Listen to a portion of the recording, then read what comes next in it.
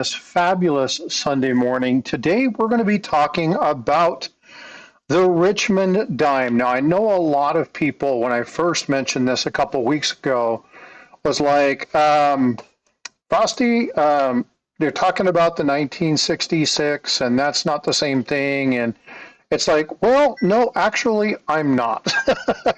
And so, what I wanted to do is I wanted to get Paula up and talk about. Um, Thanks, buddy. you're welcome. But the thing is that there's a lot of No, information that people they're just not aware of. So I know. I want to clarify. I see some things in chat, um, and I want to do just a little bit of clarification first off. Number one, the information that we're going to be talking about was uh, erroneous. We'll explain, but it's important to understand because I'm seeing a lot of stuff. Well, how much of this stuff has been removed to history? Um, this was removed for good reason. Okay, so and we'll talk about that. We'll break that down. We'll explain.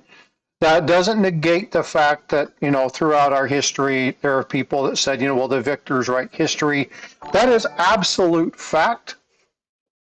But again, I want to be very clear about what happened here.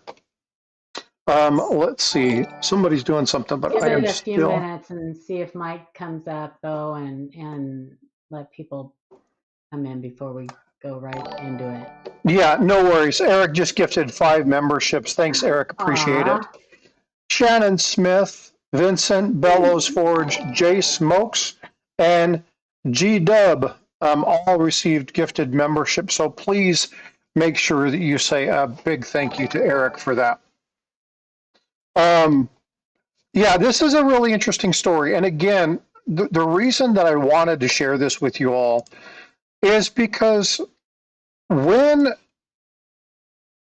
when you do something without looking and verifying and understand, what's Paula, what's your number one rule when it comes to collecting coins or understanding errors and varieties?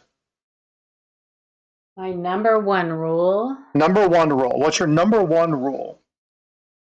Um, know what you're talking about. But yeah, but know the Know the minting process. right. Okay, know the minting process. 99% of this article would have been null and void if the person really would have taken time to understand who was engaged according to the story. And again, this is all according to the story. Okay. I'm not making any assertions or assessments. We're not doing that. We're going to just talk about the story. But if they would have really kind of just took a couple reflections back and understood not just the mint, but BEP, you'll understand why that's a factor in here in a little bit. Why were these things said? Why were these things done? And again, once you begin to understand that, then and only then can you look at this and go, wow, okay, right, whatever.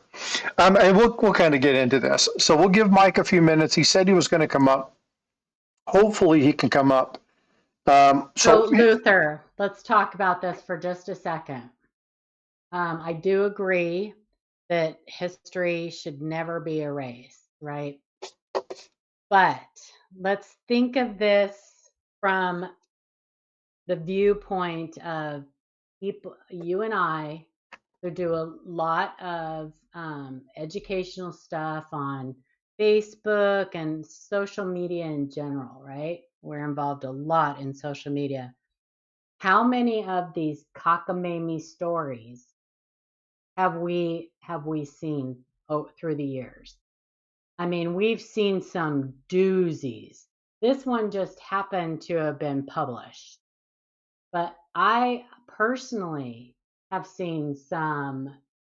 have read some unbelievable stories from people, and they dig their heels in sometimes, and they Out of pride. and they go all in. We had that one guy that I talked about for a couple years on the Livecoin Q&A that had that 1943 copper plated steel cent that he had somebody, a grading company in Canada had actually holdered it, and it was not labeled incorrectly. It said copper plated steel. Well, he dug in and was convinced that that coin was a experimental, was struck on one of the experimental planchets from when in 1942 or whatever, when they were experimenting trying to find a different metal, and they ended up going with the zinc plated steel cents. He was convinced that that was from, and nobody could tell him any different, even though we know that there were millions of copper plated steel cents out there sold as novelties and everything else. He was convinced that the one he had was special, and there was no disputing that with him. And he had all kinds of stories. So we are going to encounter stories like this from people who and Eric nailed it when he said I would say 99% of it comes down to ego. Absolutely. Well, Paul and I, it's been probably 5 or 6 months ago, dealt with somebody who was giving out some misinformation, and we tried to do it very politely, off stream via email. I communicated something. Paul and I were talking about it. We were doing some research, and the way that it was being described was 100% incorrect. There's no possible way in which. So Neil, you're not going to find this in Google, so that's just yeah. And I'm going to put a challenge to everybody who watches this today. If you can, because we have a lot of internet sleuths out there and people like myself who have a lot of time on their hand, if you can find this story, there is one mention of it that I was able to find, and it was just somebody saying, "Hey, has anybody ever heard of that Richmond dime?" And that was it. There used to be countless stories about this on the internet. The actual guy posted this in multiple places on the internet. For years it was on there, and now it is nowhere to be found. And this is where Google fails you. It has disappeared. Okay. So I want to be very clear. Say again? It goes all the way through Google. Like Google reviews, if somebody gets a bad review, they just got to pay like $7 to get it removed. Yeah. So the whole purpose here is to reiterate, we have yeah, but again, so this is where, and this is one reason that it's important that this time was pulled off. Okay. Again, there's so much misinformation. Attributing something to anything. And again, the reason that they called this that was because of part of the story has nothing to do with the history of Richmond. It has nothing to do with anything like that. Mm-hmm. It has to do with the location of which these things supposedly took account, and the origin of the person who was doing some work. And it has to do with the federal, supposedly the bank that the currency was going to, or whatever. Yeah. So, but the point is, it has nothing to do with actually Richmond. It's not associated with any other monies or stuff like that. And so what happens, and this is why I tell you guys, if you're going to research something, okay, now AI, people talk about using AI. AI is not always a bad thing. I use it for research all the time. It's horrible for coins. It's horrible. Well, what's horrible is people who utilize AI that don't know the basics of what they're actually searching. Because you have to be able to determine what's real and what's not. This story is a prime example of how it will fail you. Just sit back, buddy. Just sit back and you're going to drive yourself crazy trying to guess what this is about, because what you're talking about is completely unrelated. Yeah.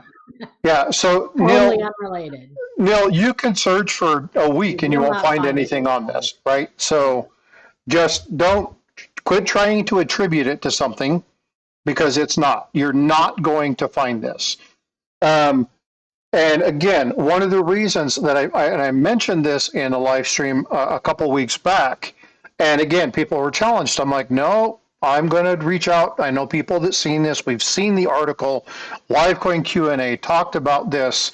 Paula briefed that. That's probably the only place you can find discussion of this particular dime. And all other instances across Google have been stripped. I have pulled various queries.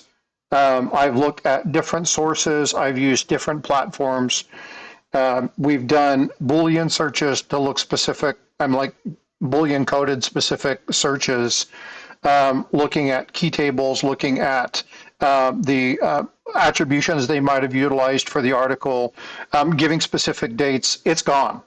I mean, they have paid Google to remove this. It's gone. It's like you won't find this. You won't find this through. Yeah, they would have had to pay the search engines to remove this. You won't find it through Yahoo. You won't find it through InfoTeam. You won't find it through Hop Daddy, whatever the.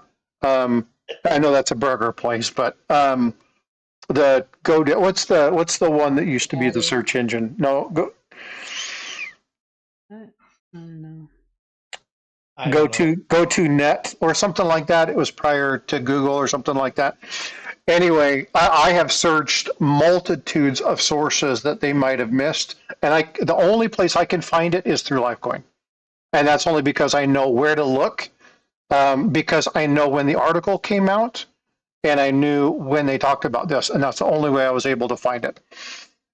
So they have definitely done some research. They did some damage control. I remember that. Say again? Ask Jeeves. I remember that. Oh yeah, I remember Ask Jeeves. Oh my gosh, that's so funny. Yeah, there's a whole bunch of those. So Mike just messaged me and said, send me a link. So I'm emailing him the link real quick. So let me send this off. Real quick, just so everybody's tracking, the winners, there were 6 winners yesterday.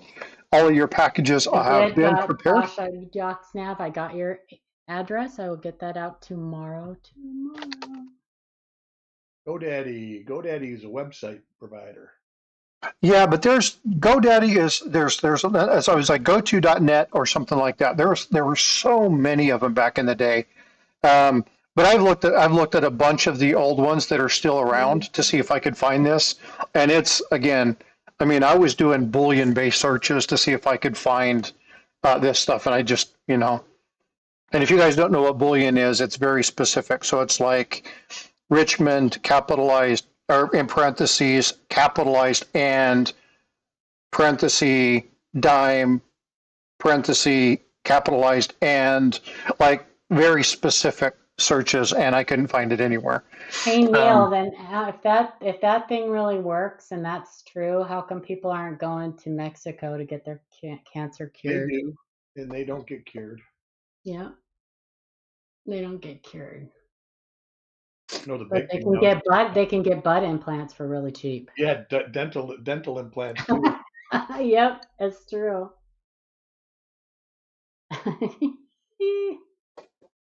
Okay. Mike Noodle, he needs a new link. The old link should work. Yeah, the old link should work. I've just resent it to you, Mike. You should have it in just a few moments.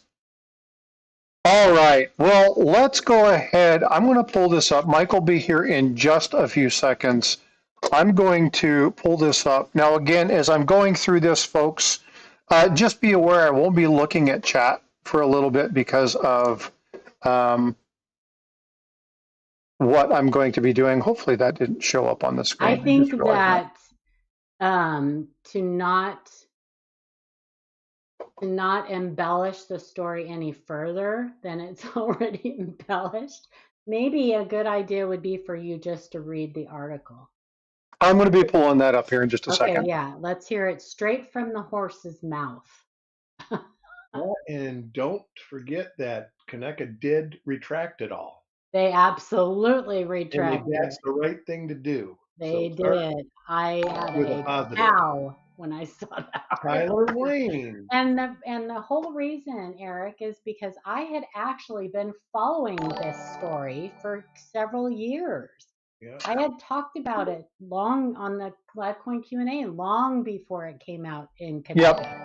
And when I saw it published, when I got that issue of Airoscope, and I saw that cover, Well, I thought, this talked has about got to be a joke. Yeah, because I got the issue at the same time, Mm-hmm. and we talked about it back then. Hey, Steve Looking for Silver just dropped in 5 gifted memberships. Siren, Two Old Guys, MLZB, Tyler Lane, and Susan all received memberships. Thanks so much, Steve. I greatly appreciate all your support. And look who's here. Yeah, look who's here. Good morning, Mike. Good morning. I'm sorry I overslept. That's okay. You know, when you get to be your age, it's important. Wow. Okay. No worries. Hey, I know you and you love jokes. I know you so. do. Yeah, I know where you live. I met you. He has my address. All right. Well, he did a dine and dash. oh, he took off already? Oh, Steve LaPointe. Sorry, Steve. Wrong one. That was Steve LaPointe. My bad. Oh. All of these at things give me the wrong name, so I apologize. I don't like that at all. So Steve LaPointe gifted those. I'm sorry, I do apologize. And you know what? It showed up properly on the screen, so I guess I should have looked at that. Where did Mike, get back up here, Mike. I'm here. Okay, he's back. There he goes. All right. So here is, and we're just going to kind of run through this really quickly. We'll hide all of this stuff real fast. Okay. And so again, this is the article that we're going to be looking at. We're going to be breaking this down. That was Mike's finger. That was Mike's finger, indeed. That was Mike's finger. And if you look at this, you're going to see what we're talking about. So clearly, your Google search of the 1966 is incorrect because this is a 1973 Denver. It's an important distinction. Now, the Denver mint mark is important to the story. We'll get there because supposedly where this occurred was Philadelphia, and then these were shipped to Denver. So it's important to understand the concept, but we'll kind of get through that. But again, we're looking at this particular volume, 32, number 6, November to December of 2023. This is actually released in November of 2023. And we know this because of something that happens a couple pages later. So as we dig through this, I'm going to go ahead and read this to you. And I know it's hard for some of you to see. I am going to make one adjustment really quick for those of you who are looking at this in the vertical mode. I'm going to actually increase this a little bit so that you can see what I'm showing you a little bit better. So you guys should see that adjustment now. By John Martin, a Richmond dime, A Search for Provenance. In June '76, my uncle brought me and my cousin to take a tour of the Philadelphia Mint. This would prove to be one of the most memorable experiences of my life. Once at the Mint, I was initially disappointed by the building itself. I expected a majestic columns and domes like the Capitol buildings. But this was purpose-built for security, not aesthetics. Inside, we rode the escalator up to a balcony that goes around the perimeter of the operations floor. There were several viewing tubes that identified the individual operations on the floor. The walkway took us clockwise around the Mint display with silver and gold coins, large artworks that were reduced down to becoming die designs, historical information. I was most interested in floor operations, but they were difficult to see in a large building. The last display on the tour before you head downstairs was the lobby where coins and proof sets were sold. to make all the hours spent in the car worth it. The large display had photographs of coins that should have never existed, and there was an arched array of coins that started the lower right with the first coin struck. There was a gap of 1 or 2 coins, and then the rest showed the rapid destruction of the reverse die. The reverse die, which is the anvil, had a central die failure that left pieces of the material to the surface, becoming struck through the objects as further coins were struck. The central die failure was so deep that the coins had circulating unstruck surfaces, becoming progressively dish-shaped. And we'll talk about some of the language that's utilized in here, by the way. These dish-shaped coins could not pass through tolerance gauge because there were so many of them. They ended up jamming the conveyor belt and stopping production. Close to 1,000 coins had to be destroyed.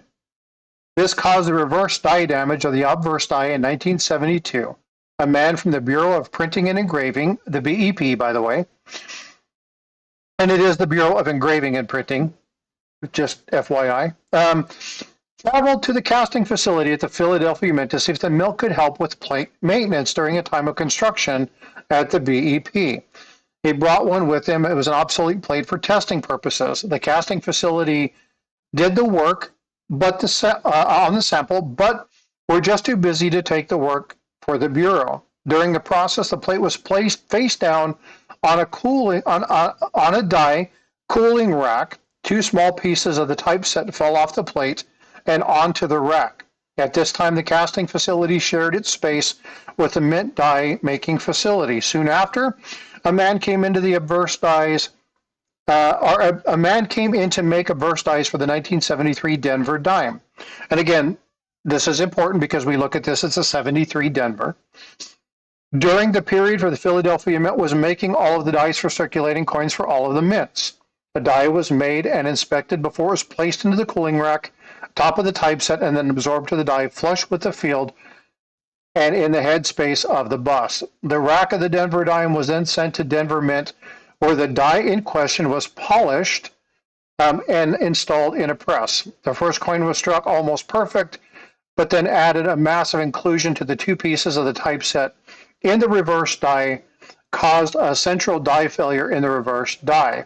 The typeset then became an inclusion in the obverse die, as well as an E and a 5. The E and the 5 were on the printing plate as the designation of the bank, and the bills would first be sent for distribution. The bank was the Federal Reserve Bank of Richmond, Virginia. Thus, the error was called the Richmond dime. So that's where the name comes from, okay? So all theory, all guessing aside, that's why they called it the Richmond dime. It was also referred to the cluster at the mint. 1 or 2 coins, you guys like my sound effect there? I hope you guys did. 1 or 2 coins had escaped the mint. The mint correspondence, the annual report of the director of the mint showed at the end of 1973 there was a huge push for quality control at all the mints. The Denver Mint was hired to control the team to analyze the workings of the mint floor. When they found he approached any man, any job. This was then charged to the training for a specific position, then cross-trained for a second. The Mint also installed optical comparators at every step of the process. The Philadelphia Mint also installed these optical comparators at every step of the process, as well as their casting die making facilities. We go to the next page of this. The subjects, and here we list a whole bunch of stuff. Now, Paul is going to get into this because there's something very specific to discuss when we look at this. We'll come back to this. The study was undertaken in the scanning electron microscope in order to determine recognizable characteristics of struck, damaged, unstruck raw planchet surfaces. All of the subjects are modern dimes. The study was performed to illustrate the Richmond dime has raised unstruck planchet on the surface under its reverse. The coins were examined at many magnifications, over 50 micrographs were taken, and it was found that at 1,500 times magnification, the surrounding surfaces were best revealed. Special thanks to zoology professor John Rice, PhD of Harvard University, for donating over 12 hours of time for the project. Characteristics: unstruck surfaces show material handling scars from the surface was part of a sheet, divots, imperfect lamination surfaces. Characteristic damaged surface shows smeared and terraced surfaces with displaced metal surfaces, differing elevation material. And then you see the 5 down there. Okay, and this is where it talks a little bit about that. Characteristics. The E and the 5 were inclusion in the obverse die. The intersection shows that while one was on top of the other, there is no evidence of one cutting through the other as their impression occurred simultaneously at the time of striking.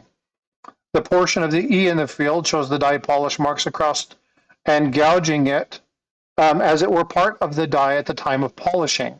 The reversal poorly struck rim at the upper left quadrant, result added by the material of the E and the 5, interfering with a complete strike. The struck through objects are the result of the die chips, a material that were left on the surface of the reverse after the striking of the first coin. We'll talk about the language there. There's a problem with that language. The flat, proud surface to the right of the largest struck object with raw planchet surface left untouched due to the large cavity left by the central die failure. I shared all this information with the Pacific Coast Numismatic Society. He said he gave it to, he said it gave him deja vu, as he may have read about this coin in the 1970s newsletters from Cone NECA or possibly Numismatic News Magazine. I'm searching for provenance of the Richmond dime reference, and then the person who wrote this. And again, we know this was released in November because he actually gave his information. Yeah, and article. Yeah, so here is where we see this area. You can see my mouse. This is where we know that the deadline for submission was here. So we know that this article had to come out in November. So we have the time frames. We know when to look for it. We know the article. We know the submission. And again, having all that information, you cannot find this. They've done a really good job of scrubbing this. Now, I'm going to turn this over to Paula and Mike and have them talk about some of the issues. So you guys tell me what page you want me to be on. Can I ask a question real quick first? Fire away. The reverse on the dime in question, is the flaw on the lower right of the reverse? It's if you turn it the correct way. If you flip it coin turn, it lines up with the count. It does. It's not above it? No. Okay. I was seeing something. I was like, wow. If that, I have here. I'll show you. Because you can't hardly see it. Oh, all right. I see. Written in there. I thought it was in where his little cross is right now. There you go. So this is what we're talking about right here. Here's my problem with the whole thing, Eric, was that to me, can you zoom in? That zoomed in. To me, it was so typical and it was so obvious that it was just post-mint damage. Oh, yeah. I agree. I mean, it was just stamps a million times, right? Yeah. Pardon me? We've seen counter stamps a million times. I have a bunch of them on my desk. Yeah. So, and to make it as a bridle, that's kind of hilarious. So when Kaneka published this, that's when I got offended. Because it's like any jerk can publish whatever they want, and they're not always true. Mm-hmm. But this is a group. This is a well-respected group within our hobby that we look at as experts. Mm-hmm. And I mean, they just screwed the pooch. There's no better way of looking at it. I can tell you what happened with that. See, what they had no editor at the time. They had no editor at the time. Well, I mean, it's kind of like the story with the 55 double die, right? They weren't inspecting dies at all. Nobody's at the wheel. Yeah. And the person just, there was probably skimmed through the article, and there was enough convincing text that without even looking at the photos, and perhaps he didn't even look at the photos because, they put those together in a different place. Yeah, They put the often photos in the the text. story is one place and Yeah, the yeah, the yeah. artwork is So elsewhere. maybe he hadn't even seen. So whatever the reason was, it was a colossal screw up, and there was a retraction printed in the following publication. And now Unfortunately, you understand why I jumped on this and said I wanted a copy of it. yes, yes. Oh yeah, yeah, for sure. I just wish I would have scanned it before I sent it to Well, you. now you have scans, right? Yeah, no, I do. Okay. I've High got a hard quality, but copy floating somebody's around dubbing here them. somewhere. Say But that again, Eric. I says I've actually got the magazine floating around here, and I actually tried to get on Connecticut this morning to see if it was still in their listings. yeah, Probably isn't, but yeah. I figured I would check. And folks, I can promise you that the Connecticut site issues have nothing to do with the fact that we're talking about this morning. No, it That's was a lack that's of. coincidence. Okay, I don't want anybody Yeah, going. and it's the Yeah. first time and that I have seen something to this degree, something this bad to the. But And I'm sure it goes back to the chiefs and Indians things that I always talk about. Connecticut probably don't have a lot of Indians. well, they have, so it's the people that run these things all volunteer their time and stuff. That's And right. And people don't realize how much time it takes. exactly. You heard my rant this morning. Hmm. I dedicated a lot of time to an association, and when everything came out, it was like I just wasted 10 years of my life. Yeah. That sucks. So Luther just said that an app called the Wayback Machine pulled Yeah. up the original page. Okay, that's good. Yeah. I didn't know that because I had searched and searched and searched, I couldn't will find tell it. you what, if you ever want to see an old web page, the Wayback Machine is the way to go. You go back and it will show you a copy of that web page from a specific day. Yeah, if you can find it, Luther, if you can find any information on it, because like I said, I follow a lot of coin groups, a lot of coin community pages, and I had been following this this It's one of the story. best places to look for stuff that's been scrubbed. Okay. Yeah, and again, folks, so what I want to do, Paula, Mike, and Eric, is I want to break down a couple things. So again, we're talking about this being post-mint damage. So let's talk a little bit about, okay, not why we assume that, but why we know that. Okay. And there are some telltale signs and some discussions, and I've got some things that I'm going to share as well. But can we kind of walk through and, I mean, outside of the fact that it's an obvious counter stamp. Well, let me start, since my knowledge is the most basic, and then I'll kind of defer to Paula because she really does kind of study this stuff more than me, believe it or not. Copy that.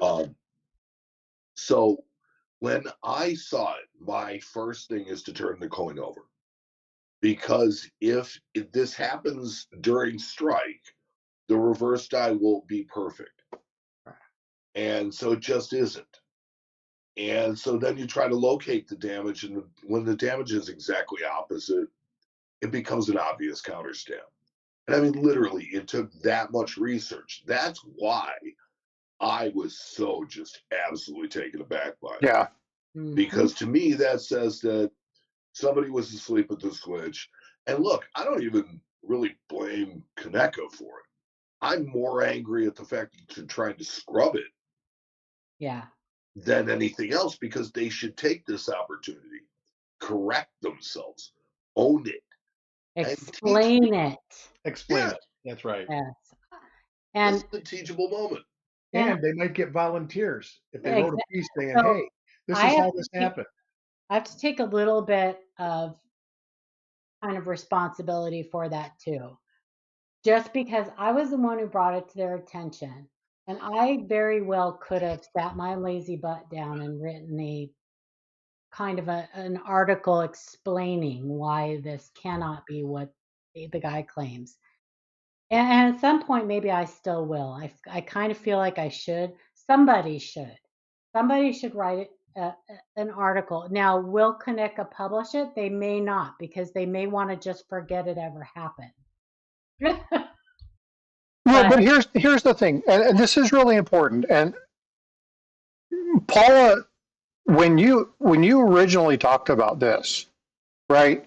You went through and you broke this down, right? You talked about what was going on, and this isn't just a willy-nilly one time somebody published something and it was never talked about before. We have to talk about the fact, and again, reiterate the fact that this was a story that this guy had been pushing for a long, long time. And this isn't the only person who's done this. There are people actively in our community who have pushed their own version of errors all the time. This happens all the time. Yep. And I 100% agree with Mike. And when I talked about this the other day, the important thing about reminding people of stuff like this is mistakes happen. Mm-hmm. Mistakes happen. What we need to do is when they're identified, we need to go back. Number one, we need to correct them and explain why it occurred. If this was the fact that the person doing the editing didn't have time and they just brushed it through, that's exactly what happened. That is a simple clerical error. You know what? Yeah. We dropped the ball here, right? And again, now they said they issued a retraction. They did. Right? So that was something that was done. I don't have the retraction, unfortunately. But something like that should have been brought up. Now, I'm not blaming them for stripping this off of the site because this is something that somebody could take very easily, try to replicate. Yep. And now we've got a whole bunch of these where people are seeing this story in a published magazine by somebody Conecuh's well known, right? And so now we've got this story, people take it out of context, and now we've got people spending hundreds of dollars on something that's trash. I have one floating around here somewhere that Ringmaster Ray made for me. Right. And so, well, Luther, look up your thing and see if you can find that. I want to address something that Winston Double said in the other chat. He said, "Wait, Conecuh called this an error. I just got in like a minute ago. I want to clarify something. Conecuh did not call this an error. Ringmaster Ray's here. Just published an article written by somebody who called this an error. Conecuh absolutely did not call this an error. There is not one of their examiners who would have looked at this coin and said it was anything other than damage. This is a administrative oversight. Yes. That's what this is, right? This is, so it's going to be under Conecuh. I'll get, Paula, can you put the... couldn't have been deleted, Luther, because it was in print. So... But you have to be a member to find Scope itself, probably within the it was in Scope. In the very next month, it was in. Oh, all right. Yeah, so somebody who's a member of Conecuh will have to pull that up and access that. March to April. But when I get out of here, we'll see if we can find this, and then I'll post it on my community page so that people can see this. Yeah. So it would be in the episode or in the issue that would be required all entries by December 1st. So it would be January, February. January, February, yeah. So I'll tell you guys that at some point early on, somebody explained to this guy that the reason it's an impossibility is because of the damage to the reverse, right? At some point, somebody pointed that out. So if you'll notice in the article, the majority of the explanation is focused on the reverse die and why it is the way it is. All the scans that he supposedly had done with the electron microscope, all of the test pieces were all about the reverse die. So he spends his time explaining away the fact, or trying to explain away the fact that obverse counter stamp caused damage to the reverse of the dime, and he tries to explain it as it somehow having something to do with the reverse die, which it doesn't. That coin was struck completely normal. I have an example here. It's an extreme example. If Frostbyte wants to pull me up real quick. Paul asked me to pull her up. Hold on just a minute. His explanation on how it became is also very poor. It is, and it makes no sense. First of all, the BEP does not have anything to do with the U.S. Mint. They're never going to bring their stuff to the U.S. Mint to have any work done on anything that has anything to do with anything. That's correct. And if you were to, let's just play devil's advocate and say that this was a possibility, even though we know it's not. The relief on the printing plate is so, but it's so flat. If anybody's ever seen it, or the way they make offset printing plates, it would not put itself in, even if it was molten red hot. It would not. Number one, it would probably melt the foil that the offset plate is made on. But two, there's not enough relief to actually make the impression into the die. That's that deep. It's an obvious stamp. Plus, the font is wrong. So this is a cap die strike. It is.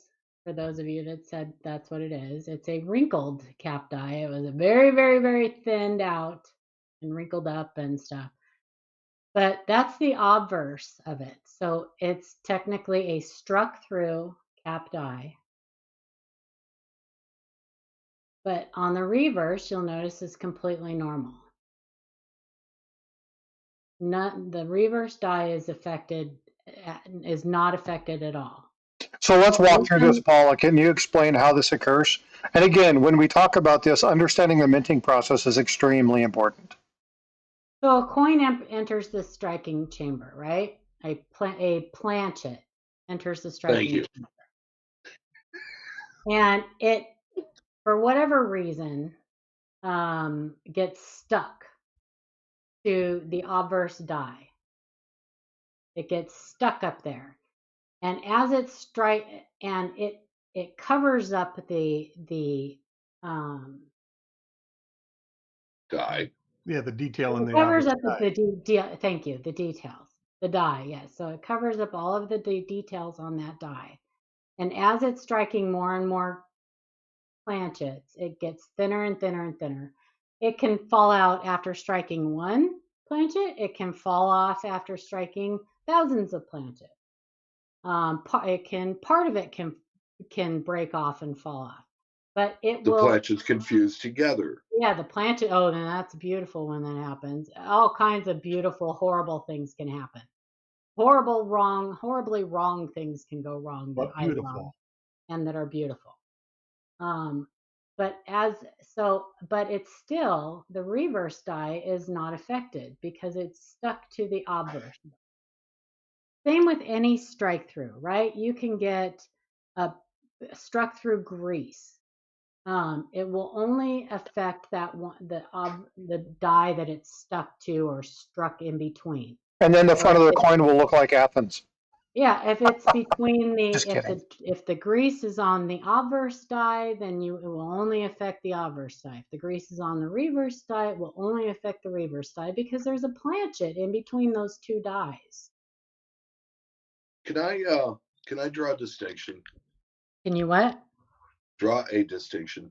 You draw whatever you want. If he's an artist, then yes. I am an artist as far as this goes. So something I think is really, really important to know is that the difference between an error and a variety. Mm-hmm. Because an error is something that happens once and it's over. It's something like a strike through. It's something like a clogged die. It's something like a die cap. A variety is something that happens during the die making process, and then is transferred to every coin that's struck by that die. Correct. Exactly the same. And the reason, even though this struck through cap die can strike multiple planchets before it falls off, every time it strikes one, it changes. It changes, right? It thins out, it changes somehow. This one, so originally this one wasn't wrinkled and stuff like this. I mean, this is a beautiful example, in my opinion, of this. But It's shifted, it's wrinkled, it's probably rotated. I mean, all kinds of things happen to this. And Luther, you are correct. You can have an error on a variety. Yeah, that is Yeah. correct. Yes. You can. Mm-hmm. So I want to go over one more thing, and this is something that I wanted to show specifically regarding this. Let me get out of this screen and pull up this. This is something else that I wanted to share with the group, and this is specifically related to Bureau of Engraving and Printing. In order for the typeset that the gentleman was talking about, you would have to understand how the plates are made. And I've got a couple of things here that I'm going to show. Actually, I got to take this out because I have to have, whoops, wrong one. Let me get to the right screen. Okay. I have to make sure that I can show this. When you talk about money, and again, Bureau of Engraving and Printing is not the same facility. They're not located in the same place. They're totally disparate of each other. The Bureau of Engraving and Printing does not do coins. The Mint does not do paper money. You will never have the equipment from one to the other. It's just not how that works. They're in different cities. Yeah, they're not even close to each other. And you are not going to have anything near a die drying rack. Those dies cost a lot of money to make, and they are not going to just willy-nilly set something on top of a rack. That's of right. And for it to be hot, it would have to be coming out of the annealing oven. Exactly.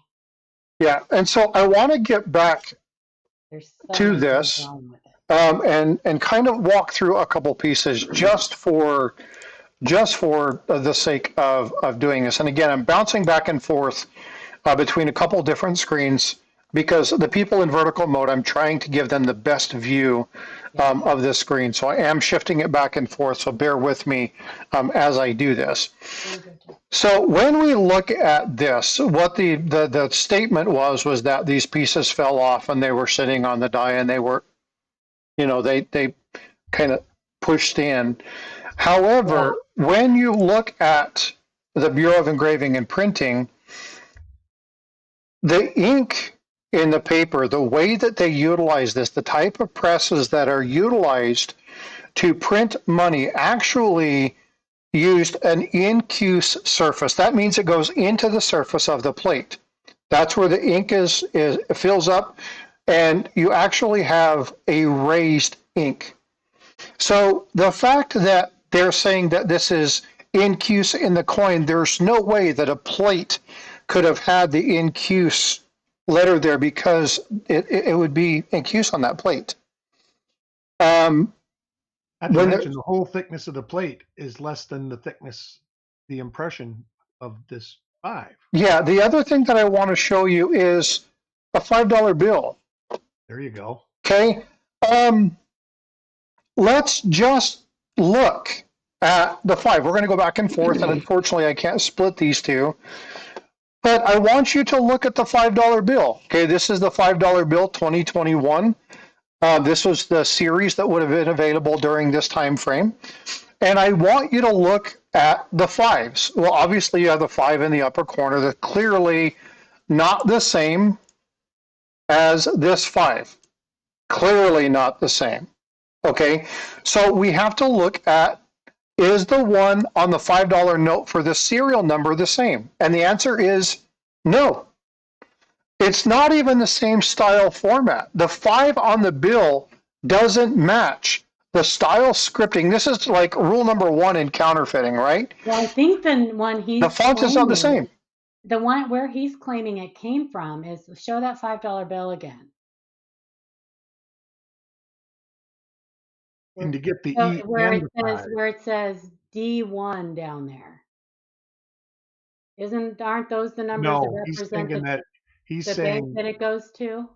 QL406, those numbers, but it had an E5, but it would it's still where rotated. are the numbers that indicate the Federal Reserve Bank that it goes to? Right here. That's the D1, right? It would be L12. Okay. It's over here. It's in the bottom right corner. FW is Fort Worth. Yeah. Okay, Yeah. but I think he's meaning these letters that would be L12. Anyway. What would be a print, I believe, a print batch number. Now he said it was indicating Richmond, Virginia. Well, 73 The Federal it actually Reserve could Bank be of different. Richmond, Virginia. So it. Let me look at a 73 $5 bill. I'm sitting here violently typing when I can just speak up. What the hell Yeah, is wrong? Yeah. with I'm not sure. I'm not sure. Okay, so what Paula is saying is correct. What they assume is it's not the serial number. The serial number doesn't exist on the plate. The serial number exists on the printing machine. They're talking about the Federal Reserve District, Richmond, which is 5E. And that would Right. have been In down 1973, the font is a lot bigger in that lower corner. Yeah. But it's still not that big. It's still not big enough. They're wrong. And that's tiny. They're the wrong size. That's teeny tiny. Whoever fabricated this nonsense wasn't even close. That's right. Not even so close. Comical. Yeah, but my point is, if you look at one of these bills, and we can even go to here. Let's do this. It Okay. is frustratingly comical. So this is the $5 from that time frame. Okay, we're looking at 1914 to 1933. There's different ones here, and you can look at the reverse and stuff like this. But when you look at those numbers, this is we would have to find one that had the 5 to see if the font was the same. But I doubt it. It's tiny. It's too big. I'm looking at a dime right now through the loop. Yeah. That E is 3/8 of an inch long. That 5 is just under 3/8 of an inch long. Yeah. There is no way that those are on a bill. Goes from the tip of the nose down through cheek. Well, so one rule that I stand by in this hobby, especially when it comes to errors, is Occam's razor. Yep. Not just errors. The simplest, well, with everything really, but yeah. The simplest explanation is usually the most correct one. The one that takes the least amount of assumption. This guy, yeah, I don't know. Well, what I want to show, and again, I'm looking through multiples of these, is the font and the lettering. This is from 1963. The font in all of these are the same. The lettering on all of these fonts are the same. It's a little bit smaller, obviously, when you get down into the smaller numbers, but it doesn't matter which one. The fonts are always the same. And so you can shift through the various years and look at these. The fonts are the same, right? Now, obviously, this number is not exactly the same, but the fonts are always the same. They change security elements in this, but they don't necessarily change the font. As a matter of fact, they try as hard as they can to make it as consistent as they can, just like fast food. That's right. They want it to be recognizable, they want it to be consistent, and they want it to be the same. Yeah, and so this just doesn't match. No, well, okay, so here. It's so much fun to talk about, though. It really is. I get people that come in every day, and they ask me, they're like, Mike, it's like you just take a look at something, and you're like, no, it's fake. Mm-hmm. How do you judge so fast? Yeah. And basically what I've told them is it's just a matter of trusting your instinct. Yeah. Yeah. Our first impressions are usually correct. Wrong. Yep. How do you know it looks right? Have you ever taken a family picture? Has anybody ever tried to sneak one of the neighbor kids in on you? Because you'd notice it wouldn't look right. You may not even be able to put your finger on it at first, but it doesn't look right.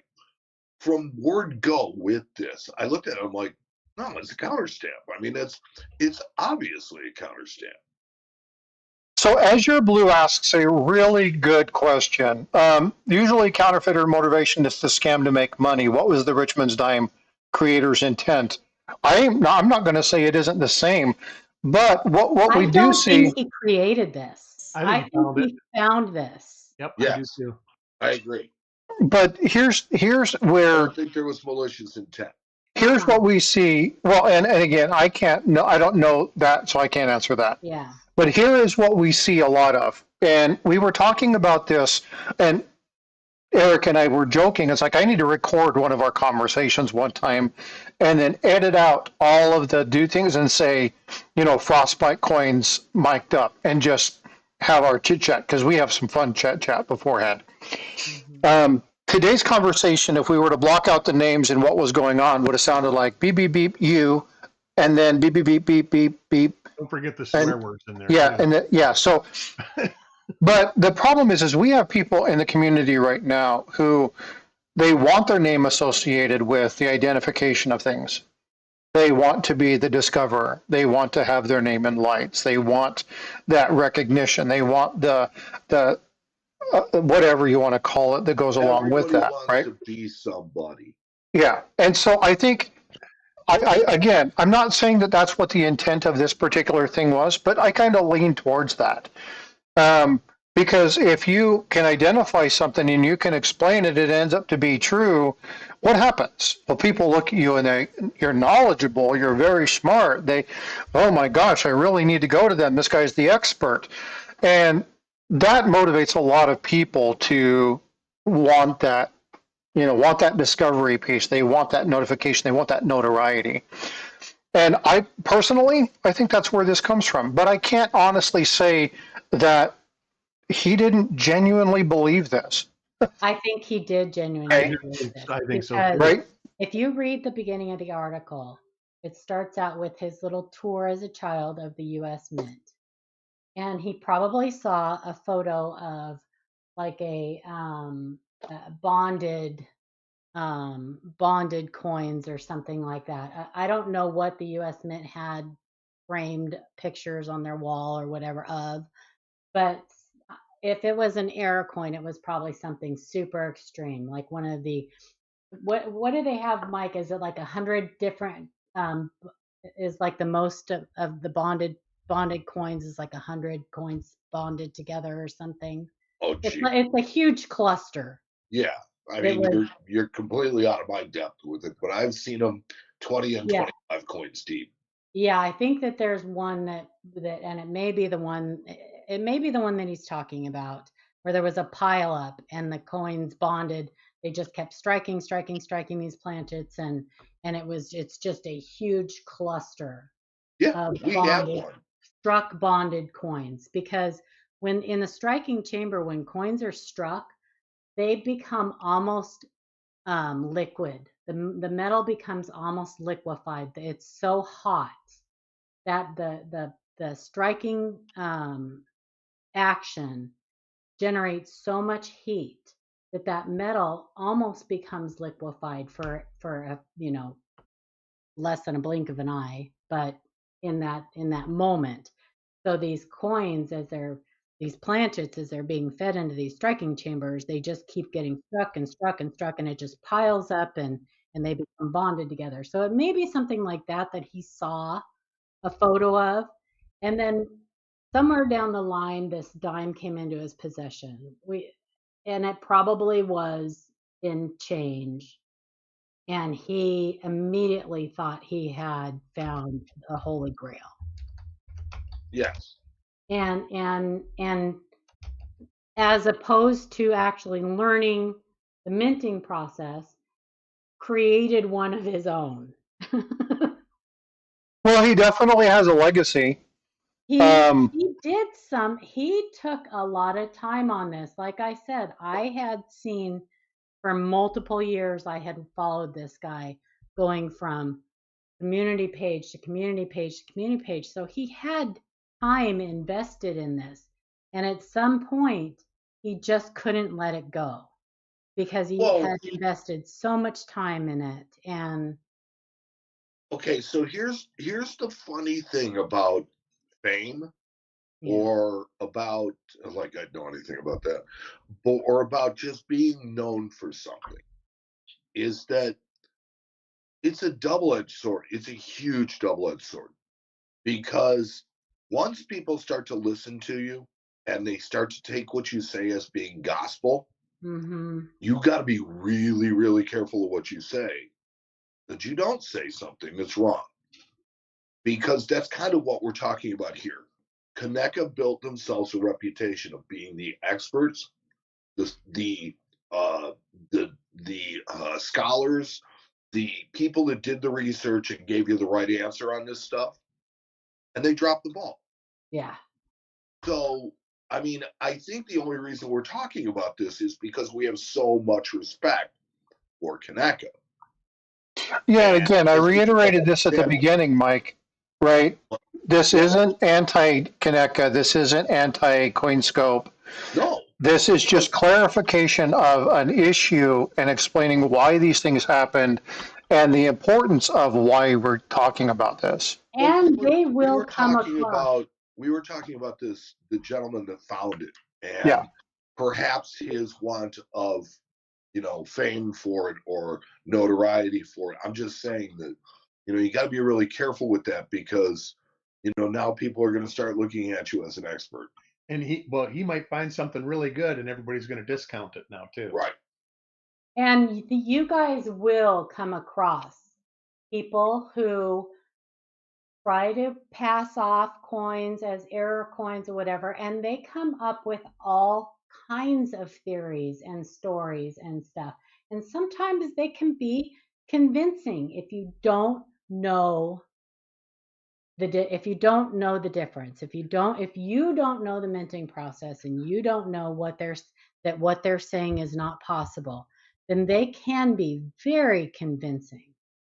And we've seen this recently. Paula and I have addressed this recently with some people. I see it almost daily. Yeah. And so You use Facebook. It happens on Facebook all the time. Yep. Even when somebody has an error, they won't take the word that it's not what they're saying it is.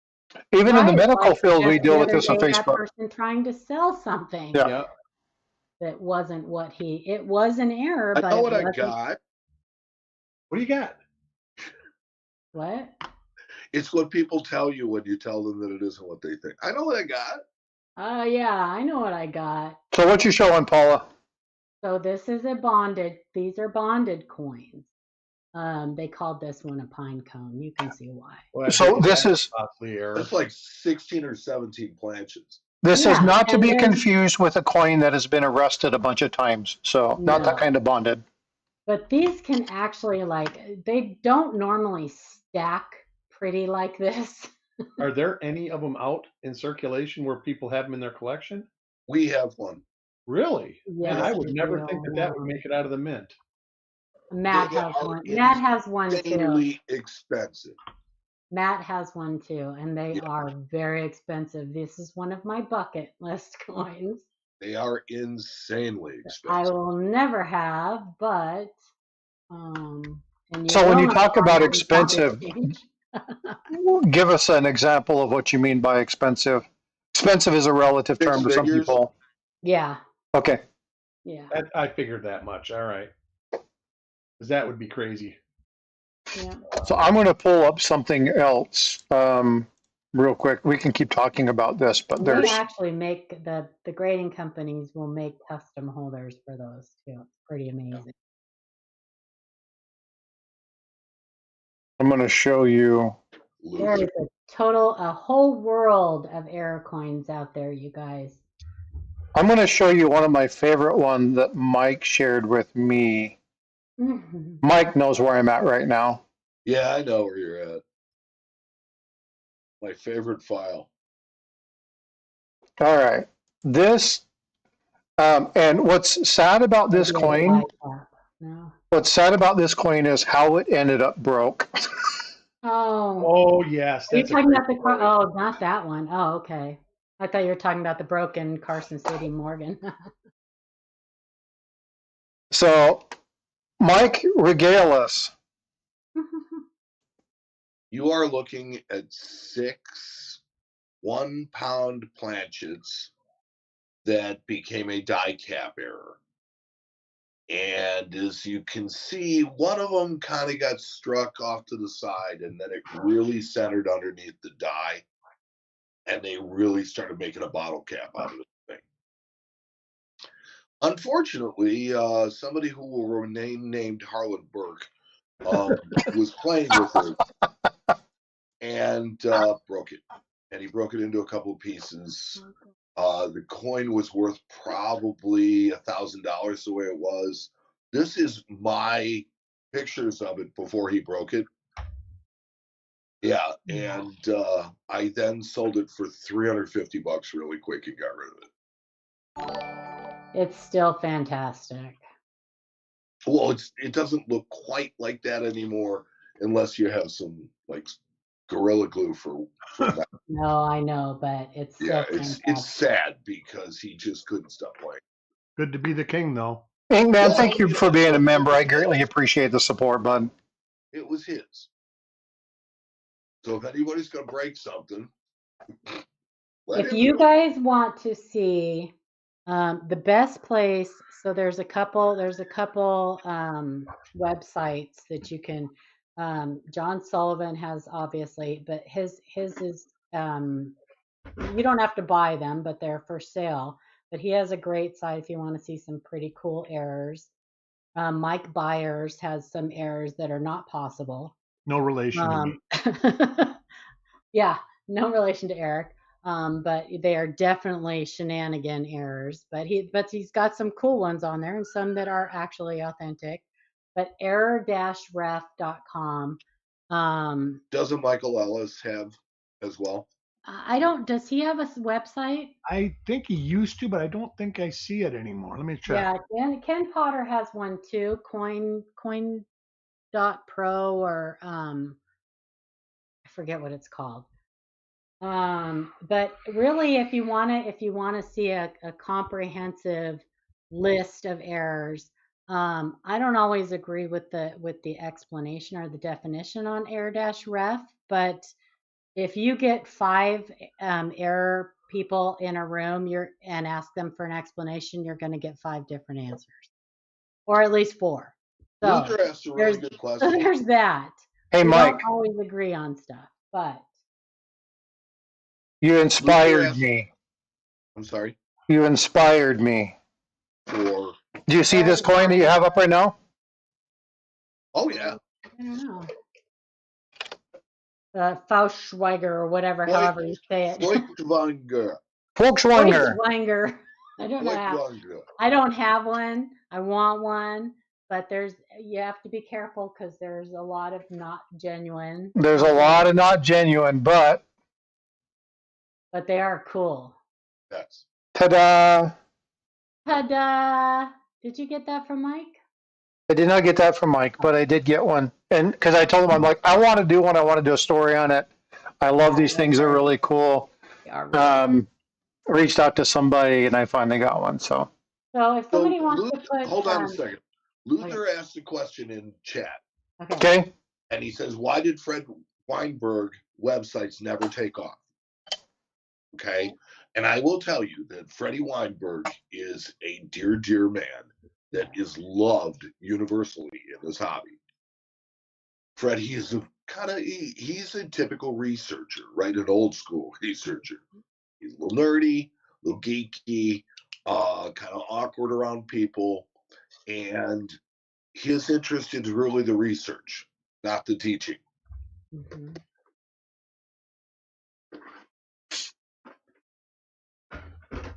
He's retired now. Yeah, I mean, he is retired. At shows and stuff. And if you ever ask Freddie about anything, he's happy to tell you about it. Yeah. You know, I mean, he's like Julian Liebman. Julian Liebman's another guy like that, where he's just a little awkward. He's a little more scholarly. My nickel looks like it was struck 3 times. Send a picture, AZ. Send a picture. Desert Fish said the best thing you can do with Facebook is cancel it. I love that. I like Facebook, but I don't do information stuff on Facebook. It's too toxic. Well, I do. I know you're good at it though.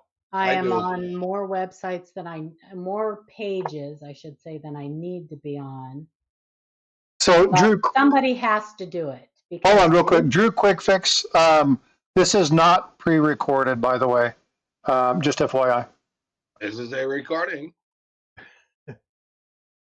But Facebook is utilized by many Mine is people. my And interaction in coins on Facebook is need to know. People ask me, like, if Paula says, "Hey, what do you think of this?" I'll tell her.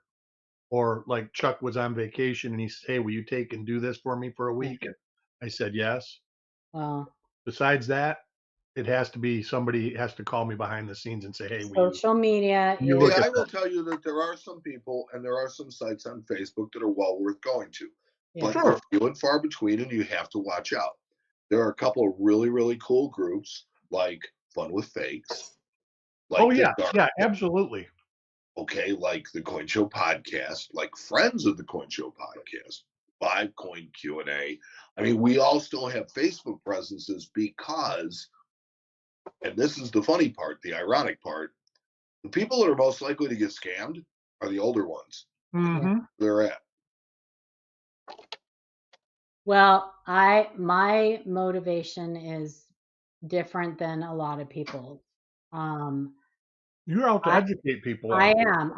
I like to educate and I like to promote the hobby. I am a huge proponent of getting people into this hobby, getting them to stay in this hobby once they get in it. And it Keeping can them off the come down, it can be BCGS boards. It can be as simple as a single post on Facebook that makes the difference whether somebody loves this hobby or hates this hobby. And I have to continuously remind myself of that because I can get kind of, well, usually it's the way somebody is reacting to me that That's causes it. a reaction from me. But I have to continuously remind myself that how I approach somebody and how I answer their question on Facebook can be all the difference between whether they stay in the hobby or they leave the hobby. Yeah. So, and not everybody is into that. Like, not everybody can, Chuck decided a long time ago that he could not do that. But he still does. He jumps But back he in still every other does. month. He will jump Yep. in. He will jump in. What Chuck is best at is correcting people that are giving other people wrong information. That's right. And he'll jump in and he'll do good for 3 months, and then finally he'll say, "I'm backing out. I'm not doing this no Yeah. more." And he'll stay away for a couple of months, but then he can't help himself. And Hey, Dirty Water, what's up, bud? I am big on that too. Yeah. My biggest arguments on Facebook will be not to the person who posted their question, but to the other knuckleheads who They're are answering the answering question. them, giving Yeah. them the wrong answers. That's where I get And passionate. I love your response. And I do it on YouTube too. Sometimes I Yeah. cannot help myself. You will see me make a random comment in somebody's video that is just giving people completely horrible, wrong information, or they have found a coin that other people are commenting and telling them bad information on that coin. And I And you will, do it right. well, It's I try. firm. It's I firm try. and semi-nice. I If you, try. I yeah. don't always come across the right way. I don't make a lot of friends. Well, and I would You like to do. make a point because I think that without getting too like overly religious or that, because I think we all have our own spiritual beliefs, right? indeed. There's something that we kind of subscribe to cross culture called the golden rule. Sure. And I had a mentor, well, more of a tormentor, but I had a mentor when I was coming up that taught me a very subtle, different way. And it is not to treat people the way that you want to be treated, because not everybody wants to be treated the way that you want to be treated. Yeah. It's to treat people the way that they want to be treated. And that you'll find out from the way that they act. Dirty water.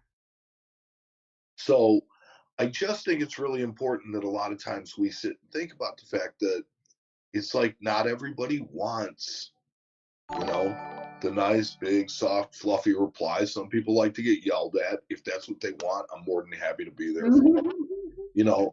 But but the fact of the matter is that I think it's a very subtle but very important difference to treat people the way that they want to be treated.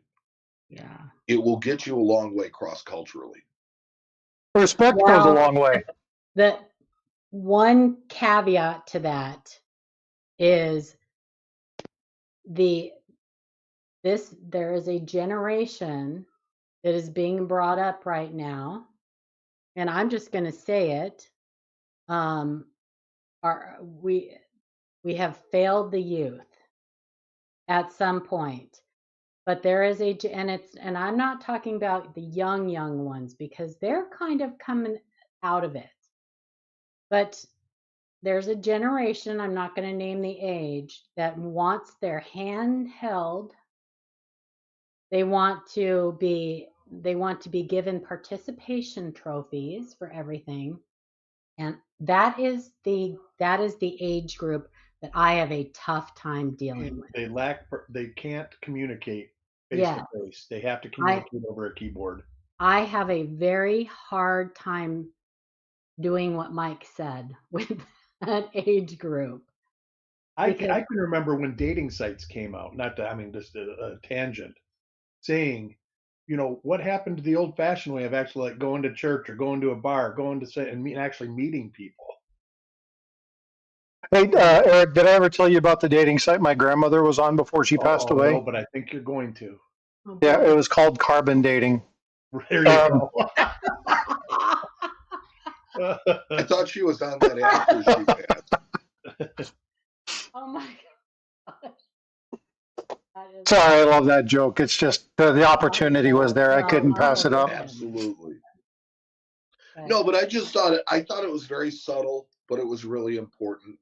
Yeah. And as I deal with a lot of people cross cultures, because I work in a city that has a lot of tourists. We have a lot of different ethnic groups. We have more Polish people than Warsaw, Poland does. So it's just one of those things where it's like it's. I know that you're thinking the right thing when you say you treat people the way that you want to be treated, but not everybody wants to be treated the way that I think that was more of treat people with respect. I don't think it necessarily meant. But my whole thing is that coins don't have feelings. And when I'm analyzing a coin or I'm trying to teach someone about their coin, there is absolutely nothing personal. Yep. It is only about that coin. And some people get very hurt.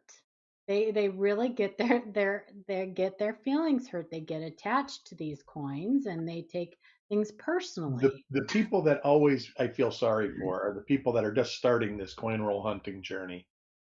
And they're finding stuff and they're asking, is this, and this and that? And I always say the best way to actually realize what you're looking at is to keep looking. And once you actually find something, you'll find 25, 30, 100 things that aren't, they're machine doubling, they're damaged, they're this, they're that. And they're not double dies or varieties or error coins. But when you find them, you get it. But Eric, from having worked in a shop, that you crush people's dreams all day, every day. All day. That's right. Yeah. And it is the way that you handle that determines will make the difference. Yeah. What people think of you and your shop. Yeah. I used to hate the response. You just want to get my coin for free. And I used to hate saying, I actually don't want it. You can take it out with you. But yeah, that you're right. And I looked for a reason to get out. In the silver thing that's going on, I thought it was the same. It turns out it's slightly different, but it gave me memories of that whole time. Thinking back, not to change the subject. Sorry about that, Frosty. Oh no, it's fine. Paul is the one you have to worry about.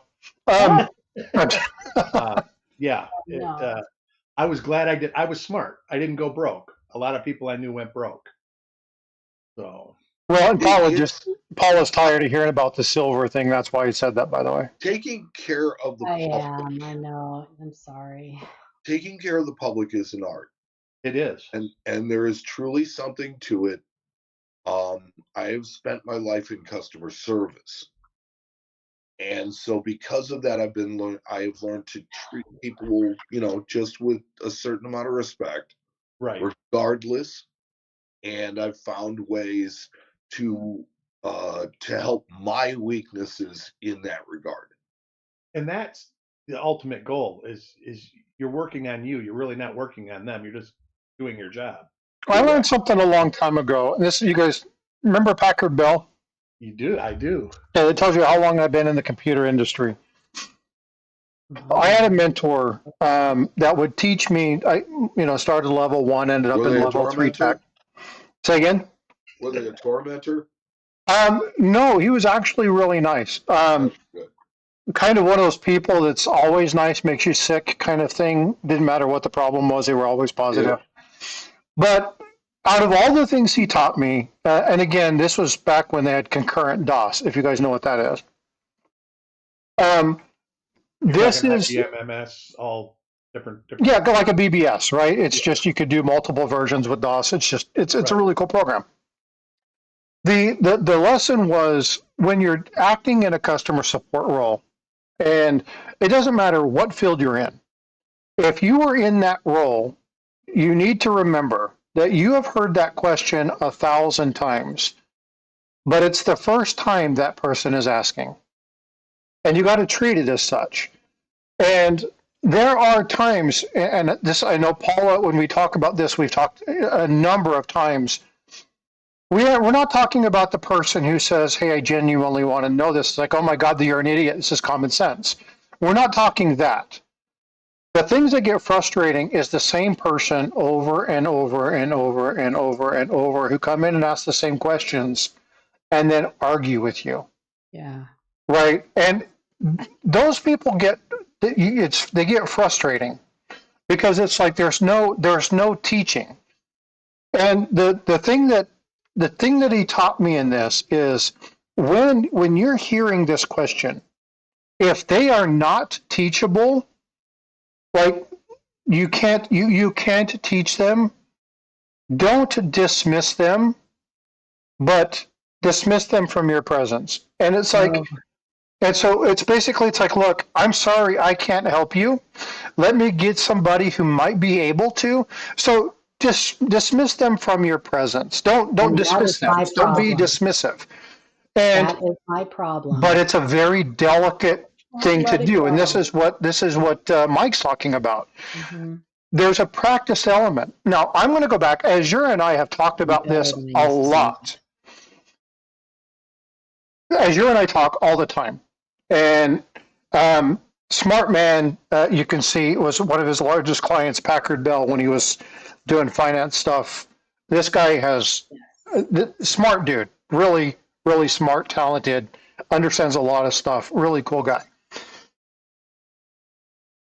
The one thing about talking with and talking to people is and I work in the medical field, Paul, you've worked in the medical field, I would much rather have a doctor who knows what the hell they're doing and has a bad bedside manner than a kiss-ass doctor who doesn't know what's going on. I don't want somebody to be my yes man. I don't want somebody to go, yeah, I know you don't really want to do that, and that's okay. We don't have to do that. What would you like to do? I don't want a doctor like that. I want a doctor that says, hey, Frosty, you have issues with the pleural cavity of your lungs. We need to make sure that you don't do this for a while. These are the things that I'm going to implement. I'm not asking you if you like it. I'm telling you what the best course of action is going to be. You need to protect yourself because if this gets out of hand, it could be detrimental to you. The pleural cavity is associated with the heart, right? The lungs. You've got that pericarditis that circles the heart. That leaches into each other. It's going to cause you issues. You need to make sure you get this taken care of. I would rather that doctor be a little bit more of a pain in the butt and tell me what I really need to hear because that's what I'm paying them for. Yeah. Right. And so I would rather, and again, I won't make excuses for Paula, but I have told a number of people. There's no excuse. I would much rather have her be a little obtuse. You guys like that one? Okay. I would rather have her be a little bit that way, or even a lot that way, because I'm going to tell you what, there is never a question about where she stands. That's a fact. And That's for sure. Paula and I have had disagreements about certain things. We had one, she called me and said, "Hey, Frosty, that's not right." And I showed her, yes, actually it is. The US Mint even calls it this. And she's like, "Ooh, got it. I'm wrong. I'm sorry. Good job. Way to Well, I catch was that." wrong yesterday. Right. And so, well, I don't remember what we were talking about, but I remember I was wrong. but if you were well, you were talking about we were talking about shipping and who the level of responsibility is, and I was wrong. Not that I write these down, by the way, Paula. I'm not writing down all the times you're wrong. No, he doesn't keep track. I kick I myself. do. I kick myself more than anybody else. I know Mike's keeping score. Of course. But what's important in this is that if Paula genuinely is wrong, and you can show her where she's wrong, not your opinion. If you can actually show her the context, the information, and say, here's what's stated. Now, there's going to be one of two things happen. She's going to come back and say, well, let me show you why they're incorrect. Or she's going to go, well, crap, you're right. Yeah. Sorry. Hey, good catch. Nicely done. I want people to do that because I want to know the right information. But if your evidence happens to be this particular issue of the error scope, it may not be so well. That's right. So can I address something real quick? Well, hold on a second, because I want to put a point on what I was saying. So it's like Eric says, there is some people that are very difficult to deal with. Yes, they are. Mm-hmm. That's part of the job. It's part of what you do. It doesn't mean that you have to sit there and take it. And it doesn't have to ruin your day. No. So I will tell you a little known secret outside of the business that is for people that decide that they just want to remain the expert. Yeah. We call it the expert tax. Basically, if I'm going to help you, if you look at me at the end of the deal and you go, hey, it's like, can you do another just 5% or something? And you've been really decent. You're buying. Yeah, why not? Sure. Nobody's doing any tag days for Harlan Burke anytime soon. So it's like, yeah, why not? But if you've given me a hard time throughout that, no. Right. Yep. As a matter of fact, I might charge you a little bit more for something than I paid for. So it's like there's satisfaction in that. And there's a little bit of, a little bit of justice. Now, with all the volatility, is Harlan Burke no prices on any coins? I take. Oh boy. Codes. You really can't price coins anymore because the prices change too much. Right. I mean, you have to think. I have coins I've had in stock for 20 years. Yeah. Don't leave, AZ. I'm gonna get to it.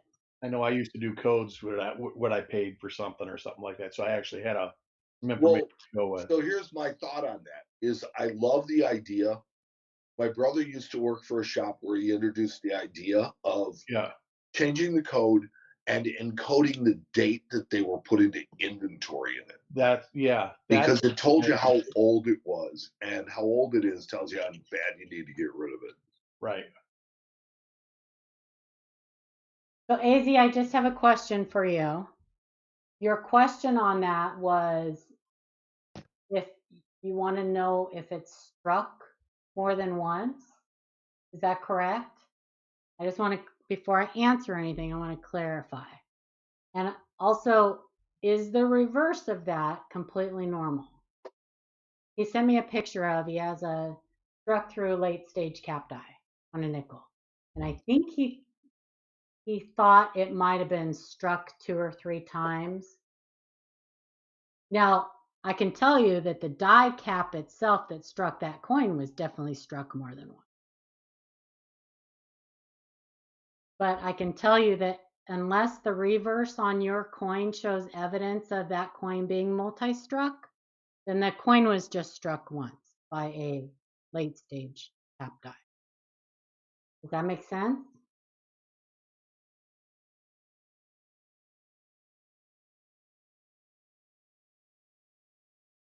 Do you have the picture? Luther, most die caps are struck multiple times, or they're not actually. It's hard to. It keeps striking until it falls out. They keep striking other coins, and so they will thin out, they will rotate, they will shift.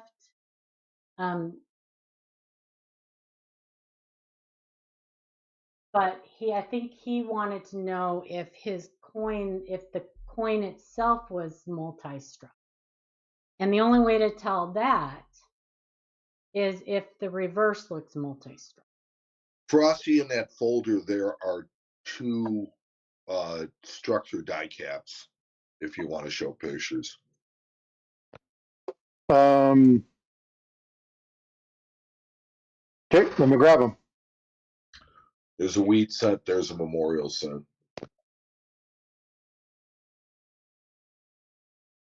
There's a number of images, so give me just Now a few you can minutes. get a clashed die cap. There's all kinds of things that can happen. You can get a die cap that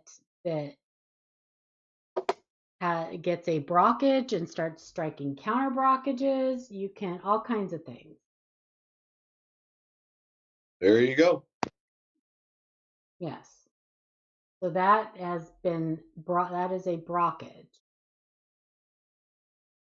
And that's not brockage because somebody can't say an L. It's not a brockage. Sorry. Was that Eric that said wow or Mike? Nope, I didn't say anything. Wasn't me either, but okay. I might have thought it. That's racist. Yeah, so there's some cool stuff So in this here. is a brockage struck through die cap. I would just call it a brockage. That's fine. I know you've disagreed with Sullivan in the past. Yeah, I would just call it I mean, so capped die caps, structure die caps, there can be multiple, there's actually multiple like subcategories for them. Some people just use the generic term struck through cap die or cap die strike. You said there was another one in here too, right? Yeah, there should be towards the bottom. There should be some. There should be a wheat cent.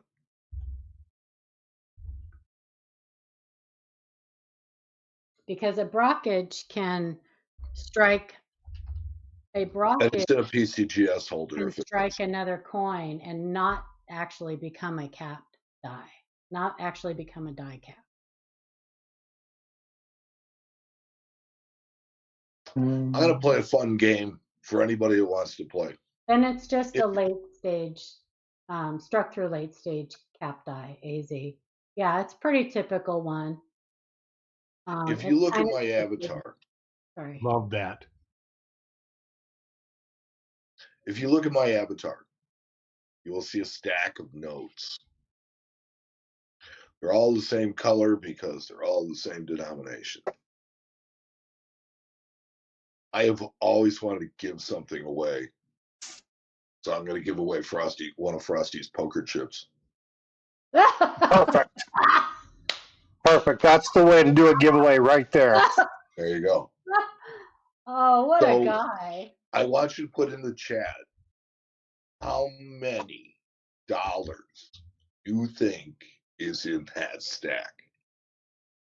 And the closest one. You said they're all $100. They're all the same, yeah. That is a big, big stack. 50,000. Huh? 50,000. So the first person with the right answer in chat. Oh. Okay. Directions. Yeah. Rules. Sorry. Minor details.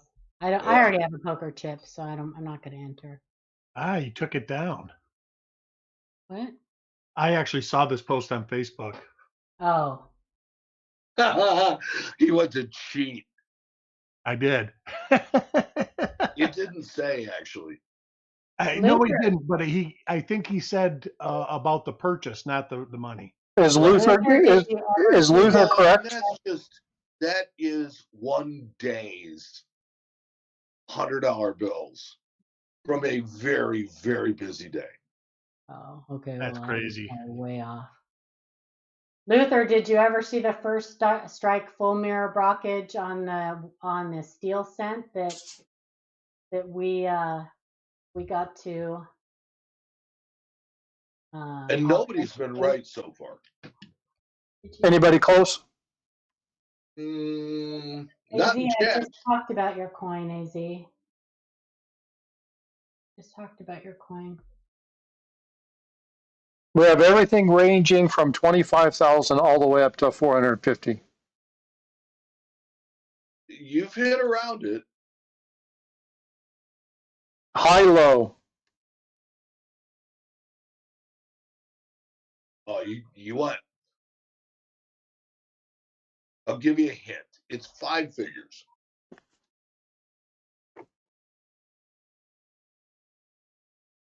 How much money, Jack?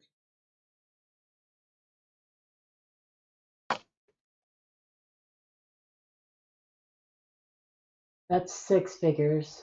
Frostbyte. Yeah, that's 6 figures. Some people pay attention, see? Well, yeah, but I'm not giving myself a poker chip, by the way. Oh, okay. Come on. Yeah. Steven, my rose. I just lost a leaf off my rose. Probably because I play with it all the time. Well, it's fall.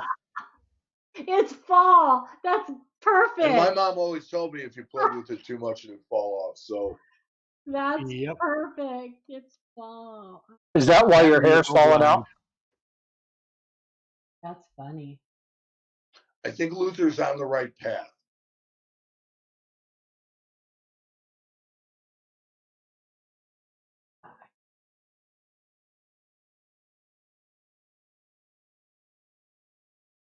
I don't know. 40K.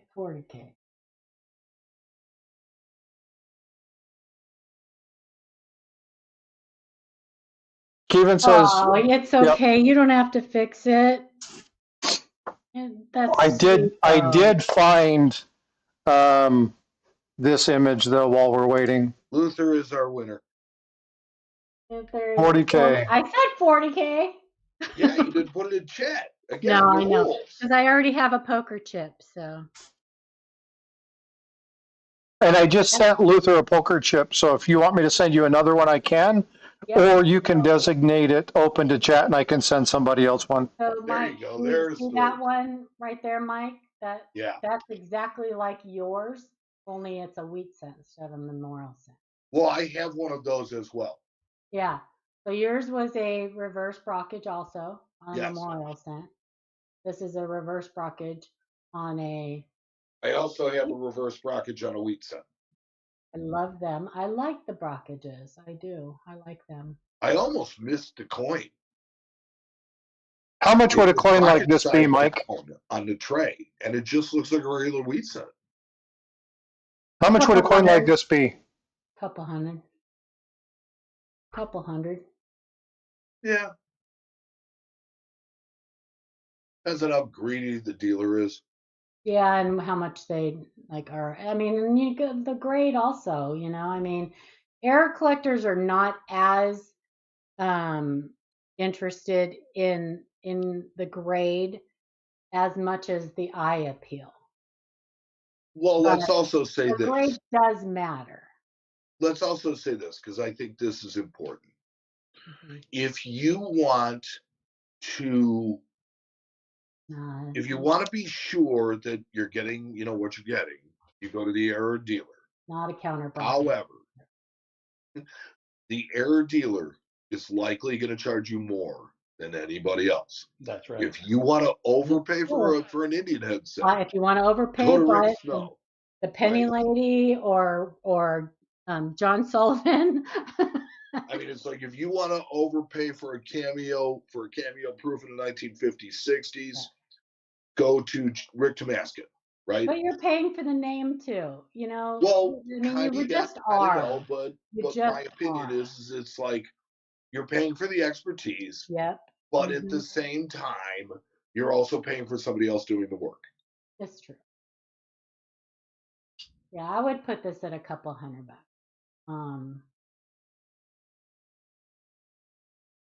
So Very cool. now, if it were an obverse brockage and had the date, it would be worth even more. That'd be really hard. It would be really hard. That's the reverse of it, by the way. Yes. Yeah. But it's not impossible. And like I said, we had that full mirror counter brockage first strike steel scent. Paula, Yes. this is my coin. That is your coin? Yeah. That's a hefty price you got. Yeah. Yeah, like I said, it depends on how greedy the dealer wants to be. Yeah, that's all right. It's a cool piece. I love this kind of stuff, though. It's already gone. I like the brockage. I like the early, first, second strike brockages. I like those. The more detail you can see, the better. They're worth much more than if they become a die cap and start losing their detail. Oh, I like that one. That's a beauty. Did you buy that? Yeah. You for yourself? No. Oh, well, you said you were going to buy one. Right? I work the counter. I buy the stuff. He buys all of these. I buy all the stuff that comes into the store, most of it. That's what I do. You wanted to buy one for your. Well, I do, but I can't afford 40 grand. Well, not in that grade. Get an AU-58 like mine. Even them, they're going. They went crazy in the last couple of years. I got mine from Charmy. And I actually got a really good deal on it. AU-58 BCGS CAC. And it's a deal. Charmy knows her stuff. Charmy does know her stuff. Charmy has the best, I think, one of the best collections of Indian head scent errors. She just got a good eye. Yeah, she does. So here's the funny thing. He was a late starter. Good friends with Rick Snow. He was a late starter like me. Didn't she really find good friends with Rick Snow? Double dies? And she will walk around a show. Yep. She will find all the really nice Indian head scents, buy them, and sell them to Rick. Yeah. There's a fella at those shows. I can't remember his name. I think his name is Aaron something. He's got crazy Indian head in Lincoln scents, like crazy. Oh, I know the guy you're talking about. So Aaron, him and his wife, dark hair, curly, gray hair, and his wife is always with him too. If we're talking about the same guy, this is the guy who has the #1 registry set of Proof Indians. It might be because the guy that has the number 2 set now of Lincoln Scents works for him at the fun show. Okay. And it's amazing the stuff that he has for sale, and those are coins that aren't up to par for the set. It's like nuts. You look at it. You have a nice double die. Yeah, I'll get it, Azure. Yeah, this is one of those things that I definitely want in my collection. But they're going up in price. They are. Again, folks, when you talk about collecting numismatics, people talk about investing. If you're going to lean something that direction, you need to find those highly desirable pieces or those high rarities. Those are the things that are going to continue to gain. There is sure. And it's a woody. And I waited a long time, and I'm telling you, this camera doesn't do it justice, but it's got beautiful wood grain. I waited a long time to find one that I really liked. Still got luster. Well, one of the reasons why the 55 double die is so valuable is because it's obvious to the naked eye. Yeah. The more obvious the error is, the more valuable it generally is. Yep. Yep, except for the 7204. Hey, how about this one? Oh, yeah. You know what that is? I do. That's mine. That looks like a Daniel Carr or something. This is something that Jack sent me. Is it a counterfeit? Yep. It is. Nice. Yeah, Jack sent me 2 coins. I have my Jack doesn't love me. He hasn't sent me anything. Oh, here we go. Oh boy. vampire. I introduced Frostbyte to all of these people, and then he starts getting gifts, and I don't get squat. I've sent you gifts, Paula. You have sent me gifts. I've sent you gifts, me. Paula. You have. I'm just teasing you guys. Mike's being quiet. Mike's Yeah, because really the one I sent her was ticking Mike and just it sends never me got there. headaches. He sends me indigestion. I send you a lot of grief. You send me a lot of good information and a friendship that I will treasure. Yes. Yes, we're friends. And that ultimately in this hobby, that's the important thing. That is the important thing to me. Anybody who knows me knows it.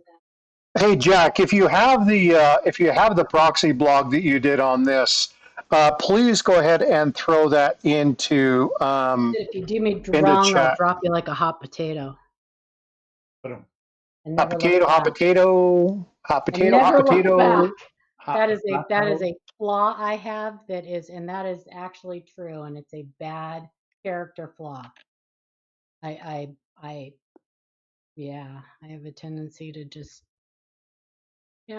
anyway. It's not a good thing to have. All right, folks. Well, hey, we're at a quarter after. Wow, time flew. Time to go. Great conversation. You guys, thank you so much. This was a fun topic. This was one of those that we've been talking about for a little while. It was good to finally get this to put together. Eric, Paula, Mike, thank you guys so much for the conversation today. Anytime I can skewer Paula, I'm here. Nice. So I love my gifts I've got from you guys. I'm just teasing you. We know that. We know that. And I'm not really good at accepting gifts. So there's that. I will turn them down oftentimes. Okay, I'm going to go. Have a blessed day, everybody. See you, Paula. For those who don't know, I am going to be at the Whitman Baltimore show first week in November. And I'm going to be at the Portland, the Willamette Coin Show with Greg Bennick and the Kaneka booth next month. Signing copies of this issue. Signing copies of the Richmond dime thing. If you have coins that you need looked at or whatever, we're going to be doing free coin examinations. And Greg's going to be doing a talk on error coins. 14th, 15th, and 16th. Really just the 15th and 16th. So of next month. So come say hi. In chat, both chats, there is a link to a proxy blog on that coin that I just showed you. Go check that out. That is our own Jack Young.